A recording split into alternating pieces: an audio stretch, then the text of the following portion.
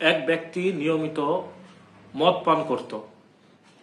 একদিন মদ পান করা অবস্থায় সে দেখল যে হযরত ওমর রাদিয়াল্লাহু আনহু তার দিকে আসছে। তখন সঙ্গে সঙ্গে সেই লোক তার মদের বোতলটি বগলের নিচে লুকিয়ে রাখল এবং সে তওবা করল, ভবিষ্যতে আর কখনো সে মদ পান করবে না। ওমর রাদিয়াল্লাহু আনহু এসে জিজ্ঞাসা করলেন, বগলের নিচে কি রেখেছো, বের করো।